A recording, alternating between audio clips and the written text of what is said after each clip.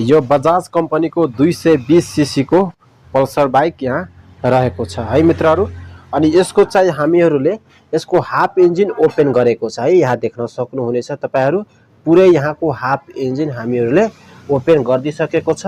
अनि यसको सँगसँगै है मित्रहरू यहाँनिरको क्लच प्लेटको पुरै कभरहरू देख्न सक्नुहुन्छ, यो कभरहरू भयो। अनि यहाँनिर क्लच प्लेट हाउजिङहरू है सबै हामीहरूले बाहिर निकालिसकेको छ है।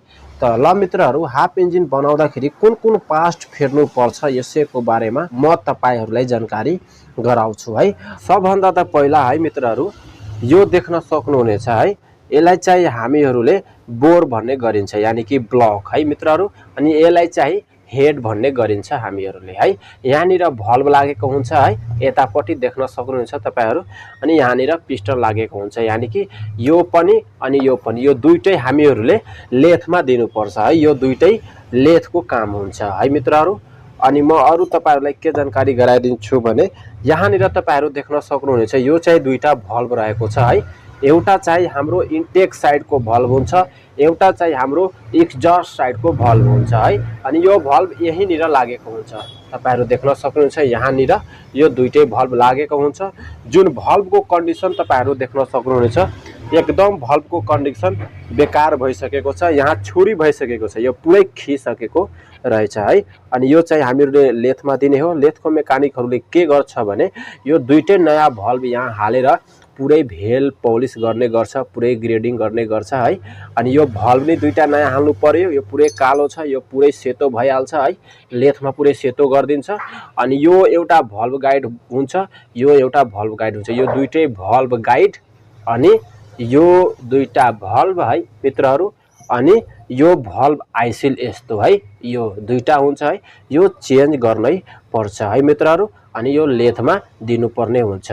अनि यो पनि लेथमा दिनुपर्ने हुन्छ बोर गर्नलाई है। यसको पिस्टन म तपाईहरुलाई देखाइदिन्छु। यो 25 नम्बरको रिङ पिस्टन रहेको छ, यानी कि एकचोटी इन्जिन बनिसकेको रहेछ है यो बाइक। अब हामीले दोस्रो चोटी इन्जिन बनाउन गइराखेको छौं है। अनि 50 नम्बरको रिङ पिस्टन लेथको मेकानिकहरूले यहाँ हालेर पुरै कटिङ गर्छ यसलाई। अनि कटिङ गरिसकेपछि लास्टमा यसलाई लास्टमा पोलिस गर्ने गर्छ, यानी कि यसलाई बोर गर्ने गर्छ। यहाँ देख्न सक्नुहुन्छ रिङ पिस्टनको हालत, यहाँ पुरै घिसिसकेको छ, दाग भइसकेको छ। यहाँनिर नि पनि पुरै दाग भइसकेको छ है मित्रहरू। यतापट्टि त अलि ठीक रहेको छ। यो रिङ पिस्टनको हालत तपाईहरु देख्न सक्नुहुन्छ, पुरै डलेर रातो कलर आइसकेको रहेछ है मित्रहरू। यो दुईटा लेथमा दिनुपर्ने हुन्छ है मित्रहरू। यो चाहिँ केमचेन गाइड रहेको छ, यो हजुरको केमचेन रहेको छ, केमचेन गाइड केमचेन है मित्रहरू। अनि यो अर्को एउटा केमचेन एडजस्टर, यो तीनटै चेन्ज गर्नु पर्ने हुन्छ है हाफ इन्जिन बनाउँदाखेरि। यो तीनटै हामीहरूले चेन्ज गर्ने हो है यो बाइकको। यो केमचेन एडजस्टर है, यो केमचेन गाइड दुईटा कालो खाले, यो केमचेन, यो तीनटै हामीहरूले चेन्ज गर्ने हो है मित्रहरू। अनि अरु कुरा म तपाईहरुलाई देखाइदिन्छु। यहाँ देख्न सक्नुहुनेछ, यहाँनिर रोकर लागेको छ, जुन यो बाइक धनिकले पहिला नै चेन्ज गराइसकेको रहेछ। यो दुईटै रोकर, जुन यो दुईटा रोकर ओरिजिनल चेन्ज गरेको छैन है, यो चाहिँ लोकल, पुरै महालोकल यो दुईटा रोकर चेन्ज गरेको रहेछ मेकानिकहरूले। त्यही भएर यसको साउन्ड एकदम नराम्रो है, एकदम नराम्रो साउन्ड थियो यसको है, टारारारा साउन्ड थियो। जुन यो लोकल रोकर रहेको छ दुईटै है नयाँ रहेछ, तपाईहरु देख्न सक्नुहुन्छ, पुरै सेतो खाले रहेछ। अनि यो रोकरको जुन बेयरिङ हुन्छ यहाँनिर देख्न सक्नुहुन्छ, यो बेयरिङ यहाँ हेर्न सक्नुहुन्छ पुरै साइड पले है पुरै ढक भइसकेको छ। यहाँ हेर्न सक्नुहुनेछ तपाईहरु है, पुरै खत्तम भइसकेको छ। यसको नि पुरै खत्तम भइसकेको छ, यहाँ देख्न सक्नुहुनेछ है तपाईहरु। यो दुईटा रोकर पनि चेन्ज गर्नुपर्ने हुन्छ यो बाइकमा है मित्रहरू। अनि अरु चाहिँ म तपाईहरुलाई देखाइदिन्छु। यहाँनिर देख्न सक्नुहुनेछ यसको आयल पम्पको कन्डिसन, यहाँ हेर्न सक्नुहुनेछ तपाईहरु। यो पुरै जुन जाली छ नि, यो फिल्टर पुरै ब्लक भइसकेको रहेछ, यो लास्टै फोर भएको रहेछ है, यहाँ देख्न सक्नुहुनेछ। यो पुरै खत्तम भइसकेको छ। अनि मोबिल पास यो बाइकमा पक्कै नभएको होला है, यहाँ देख्न सक्नुहुन्छ यस्तो भइसकेको छ। यो लास्ट कन्डिसनै खराब छ यसको है, यहाँ देख्न सक्नुहुन्छ तपाईहरु। यो पुरै जाली फोर भएको रहेछ, अनि मोबिल पनि पास नभएको रहेछ यो बाइकमा। यो यति धेरै फोहोर रहेको छ, यहाँ देख्न सक्नुहुनेछ। पुरै फलामको टुक्राहरू है, क्लच प्लेटको पुरै यहाँ फाइबरहरू घिसिएर यो जालीलाई पुरै ब्लक गरिदिसकेको रहेछ। अनि यो बाइकमा मोबिल पनि पास भइराखेको थिएन। मोबिल पास नहुनुको कारण मेन यो रहेको छ है। यहाँ देख्न सक्नुहुन्छ यो आइल पम्प भयो अनि यहाँनिर जाली लागेको हुन्छ है। जति पनि फोहोर हुन्छ, कचराहरू हुन्छ, डस्टहरू हुन्छ, यो जालीले यहाँ छान्ने काम गर्छ अनि यहाँ पुरै ब्लक भइसकेको रहेछ है मित्रहरू। यहाँ देख्न सक्नुहुनेछ पुरै खत्तम भइसकेको छ। इन्जिन खोल्दाखेरि यो जालीको माथि है मित्रहरू यस्तो खालको टुक्राहरू थियो, एल्युमिनियमको टुक्राहरू यहाँ देख्न सक्नुहुन्छ है। यस्तो खाले टुक्राहरू थियो है इन्जिन खोल्दाखेरि। यो चाहिँ हामीहरूले कहाँ भेटेको हो भने यसैको माथि थियो, यहाँ देख्न सक्नुहुनेछ। अनि यो जाली पनि यहाँ फुटेको रहेछ है। यस्तो खालको यो जाली पनि फुटेको रहेछ अनि यसको भित्र छिरेर यो टुक्राहरू पुरै छिरेर यहाँनिर आइसकेको रहेछ। यहाँनिर यो पुरा टुक्राहरू, एल्युमिनियमको टुक्राहरू यहाँ आइसकेको रहेछ। यो कहाँबाट छिर्यो भने है मित्रहरू, यो यहाँबाट छिरेर यहाँ देख्न सक्नुहुन्छ है। यो पनि पुरा सेटै हामीहरूले चेन्ज गर्ने हो यो बाइकमा है मित्रहरू। यहाँ देख्न सक्नुहुन्छ यहाँ कति फोहोर छ है मित्रहरू। यहाँ देख्न सक्नुहुन्छ यस्तो है महा डेन्जर फोहोर, यहाँ देख्न सक्नुहुन्छ है कति फोहोर रहेको छ। यो पुरै यहाँ फोहोरै फोहोर बसेको छ, यहाँ देख्न सक्नुहुनेछ यो है। कति मेकानिकहरूले सिजर गियर भन्ने गर्छ यसलाई है, बडी बाइलेन्सर पनि भन्ने गर्छ है मित्रहरू। यो चेन्ज गर्नुपर्ने हुन्छ। यो पुरै ढक भइसकेको छ, यहाँ देख्न सक्नुहुनेछ है पुरै ढक भइसकेको छ। यो पुरै हलिराखेको छ है मित्रहरू। यो एउटा चेन्ज गर्नुपर्ने हुन्छ है।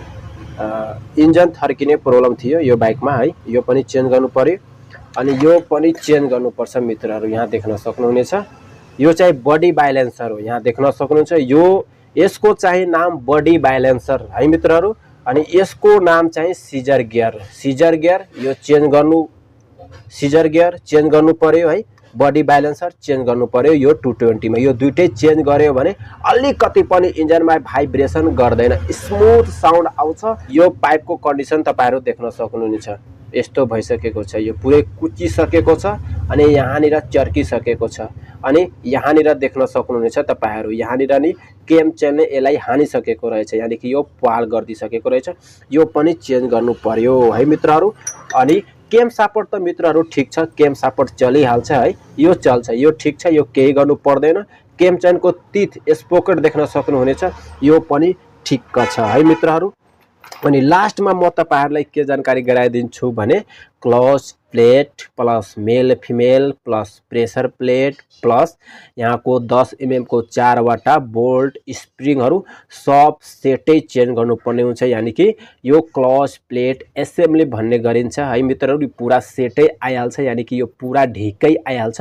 यो पूरा ढिक्कै हामीहरूले चेन्ज गर्ने हो यो बाइकमा है मित्रहरु, देख्न सक्नुहुनेछ। यसमा क्लच प्लेट चेन्ज गरे पनि हुन्छ, तर क्लच प्लेट पनि गइसकेको छ अनि यसको जुन भाले पोती हुन्छ नि मेल र फिमेल, यो पनि गइसकेको रहेछ। मैले खोलेर हेरिसकेको छु, यो पुरै घिसिसकेको छ, दाग बसिसकेको छ। यो ढिक्कै फेर्नु पर्ने हुन्छ है मित्रहरु। अनि अरु म तपाईहरुलाई के जानकारी गराइदिन्छु भने है मित्रहरु, म तपाईहरुलाई जानकारी गराइदिन्छु।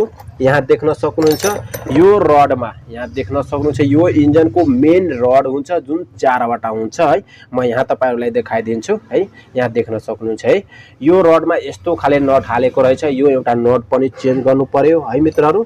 अनि यहाँ देख्न सक्नुहुनेछ यस्तो खाले नट हालेको रहेछ। यो दुईटा नट चेन्ज गर्नु पर्यो, जुन यस्तो खालको नट हुनु पर्ने हो। यहाँ देख्न सक्नुहुन्छ यो ओरिजिनल खाले यो नट रहेको छ अनि यो नट दुईटा तपाईहरु देख्न सक्नुहुनेछ। यो अर्कै नट हालेको रहेछ पहिला है मित्रहरु। यो दुईटा नट फालेर अर्को नट, यानी कि यस्तो खाले नयाँ नट दुईटा हाल्नु पर्ने हुन्छ है मित्रहरु। अनि यो भयो मित्रहरु हाउजिङ, जुन हाउजिङको कन्डिसन ठीक छ। यो अलिकति प्ले छ, यानी कि लगभग तपाईको 2-3% मात्र प्ले रहेको छ है। यो ठीक छ, चलिहाल्छ। यो यसको काम हुँदैन, यो यानी कि ठीक छ, यो सही छ है मित्रहरु। त ल मित्रहरु, यस्तै जानकारीको लागि प्लिज मेरो च्यानललाई सब्स्क्राइब गर्नु होला। धन्यवाद। जय नेपाल, नमस्कार।